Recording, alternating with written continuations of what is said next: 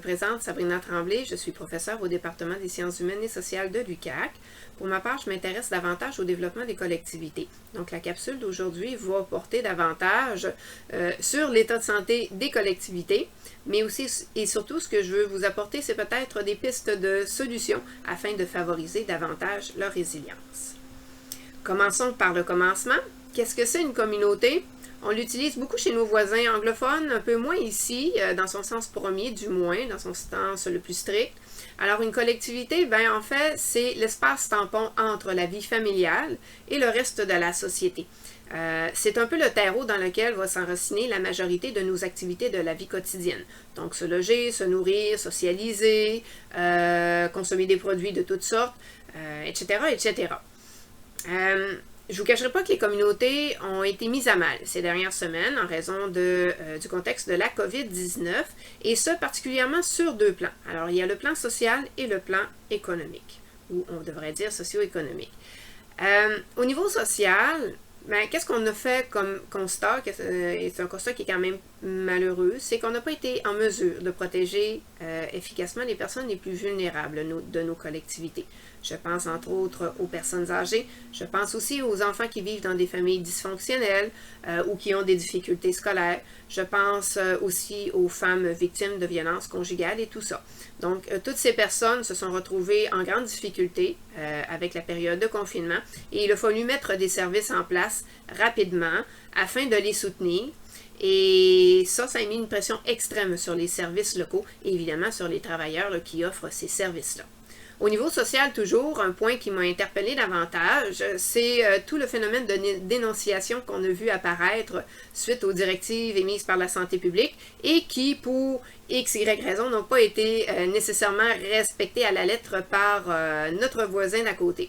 Donc, ça, c'est sûr qu'au niveau des liens sociaux, il y a des cicatrices là, qui vont rester de ces dénonciations-là. Et donc, ça risque de prendre quelques temps avant que, justement, ça se cicatrise complètement. Au niveau socio-économique, à ce niveau-là, c'est surtout notre économie locale qui a été particulièrement impactée, pour utiliser un terme anglais. On le sait très bien, n'est-ce pas? Il y a des entreprises qui ont dû réduire considérablement leur activité, voire cesser leurs activités pour un certain temps, afin de respecter les règles de confinement. Évidemment, ça a entraîné des pertes massives d'emplois chez les travailleurs, pertes d'emplois qui, dans certains cas, vont demeurer, c'est-à-dire que les gens ne retrouveront pas leur emploi parce qu'il y a des entreprises qui vont fermer. Elles n'auront pas réussi à survivre à la crise. Dans d'autres cas, c'est les travailleurs et les entreprises qui ont dû s'adapter à la nouvelle réalité du télétravail. Et ça n'a pas toujours été évident. Il y a beaucoup de ressources qui ont été mises en place. Mais aussi pour les travailleurs, surtout ceux avec des jeunes familles, ça a été tout un casse-tête afin de réussir à faire de la conciliation travail-famille. Dans d'autres situations, en fait, ce sont des travailleurs qui, eux, ont dû continuer à offrir des services qui ont été jugés essentiels, et ce, au péril de leur propre vie et de leur propre bien-être dans certains cas. Bref, c'est toute une nouvelle donne à laquelle on a dû s'adapter, et au niveau économique, c'est sûr que ça a frappé très très fort. Les collectivités, bien sûr, ont été les premières touchées parce que ce sont elles, comme je l'ai dit tout à l'heure, qui sont les plus proches des individus et des familles. Cependant, je tiens à attirer votre attention sur une ressource que nous avons tous, peut-être à votre insu, mais qui est presque inépuisable et qui va nous aider à mettre en place des solutions pour favoriser davantage la résilience des collectivités. Cette ressource-là, elle s'appelle le capital communautaire. Le capital communautaire, il se manifeste de deux façons.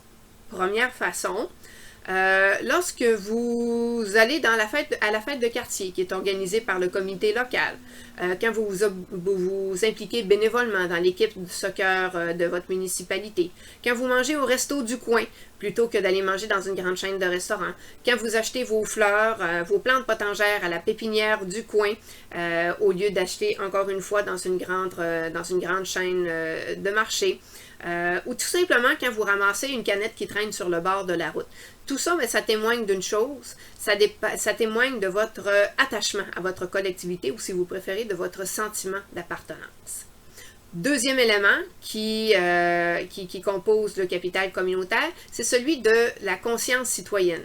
Et ça, la conscience citoyenne, elle va se développer justement avec le sentiment d'appartenance à votre communauté. C'est que plus vous appréciez un milieu de vie, mieux vous avez envie qu'il se porte bien.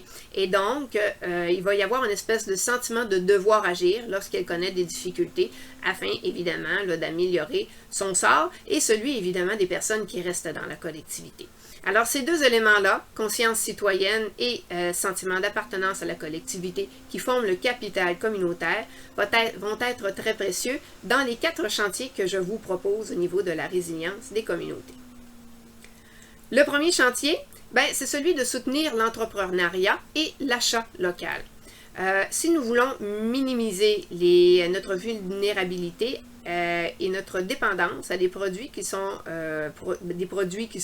produits justement dans d'autres pays et qui peuvent surtout disparaître soudainement quand les frontières se ferment pour plusieurs raisons, il faut investir dans les entreprises qui ont pignon sur rue, qui sont détenues par des personnes qui produisent ici, qui connaissent vos besoins et qui connaissent en fait la région dans laquelle vous vivez. Alors ça, c'est plus rentable sur le long terme et c'est plus rentable socialement et économiquement que de favoriser la venue de grands sièges sociaux étrangers. En tant que membre d'une collectivité locale, vous avez un rôle à jouer de premier plan à ce niveau-là, en soutenant tout ce qui est acheté et produit ici, autant que faire se peut, bien évidemment. Le deuxième chantier, c'est de favoriser une économie diversifiée et plurielle. L'économie, c'est pas juste l'entrepreneuriat privé. Il existe aussi d'autres secteurs d'activité, je pense au secteur public, mais je pense aussi au secteur communautaire. Donc, le secteur public, c'est tout ce qui recoupe les services offerts par l'État. Mais au niveau communautaire, on va retrouver, oui, bien sûr, les organismes communautaires, mais il va y avoir les OBNL aussi. Et on peut étendre ça aussi aux coopératives. Il faut toutes ces sortes d'entreprises-là pour avoir une économie plus forte, plus diversifiée. Selon le principe, finalement, qu'il ne faut pas tous mettre nos œufs dans le même panier. Donc, soutenir des entreprises autres que privées, c'est aussi soutenir votre collectivité. Troisième chantier, miser sur l'innovation sociale. Toutes les collectivités ont leurs problèmes. Or, si les solutions viennent toujours de l'extérieur, on ne sera jamais capable de développer notre propre résilience et notre propre pouvoir d'agir. Les solutions, elles doivent émaner des acteurs locaux, incluant les citoyens et les citoyennes comme vous et moi. Faire entendre votre voix, c'est pas seulement permis, mais c'est aussi nécessaire afin de proposer des alternatives qui sont viables socialement, économiquement et durablement. Le quatrième chantier que je vous propose, c'est celui de favoriser l'inclusion et l'équité sociale. Toutes les études qui se sont faites sur le sujet sont d'accord avec ce que je vais vous dire. C'est plus rentable économiquement et socialement de favoriser l'inclusion et l'équité entre tous les groupes de population afin de réduire les inégalités de revenus. Je pense aux riches, je pense aux pauvres, je pense aux hommes, je pense aux femmes, je pense aux Québécois de naissance, je pense aux nouveaux arrivants. Peu importe. En fait, une société, une collectivité plus forte, c'est une collectivité qui accepte et qui permet à ses divers membres de s'impliquer à la hauteur de leurs compétences et de leurs aspirations. Ça, vous pouvez le favoriser, cette inclusion et cette équité sociale-là, de différentes raisons, comme par exemple devenir membre d'une coopérative, où il y a des principes d'équité et d'inclusion sociale. Vous pouvez aussi acheter dans des commerces qui sont locaux. Vous pouvez essayer d'acheter des produits qui sont faits équitablement. Peu importe la façon que vous choisissez, ce qui est important de faire, c'est de faire un premier pas. Puis il ne faut surtout pas croire qu'un simple petit geste ne peut rien changer. C'est l'addition de tous nos petits gestes individuellement qui vont changer les choses. Alors voilà, j'espère avoir semé un peu quelques pistes de solutions ou d'actions qui vont vous interpeller. Je ne nous souhaite pas à nous tous un retour à la normale le plus rapidement possible, bien au contraire. Je nous souhaite quelque chose de beaucoup mieux. Je nous souhaite quelque chose de plus local, de plus juste et de plus équitable. Alors voilà, merci.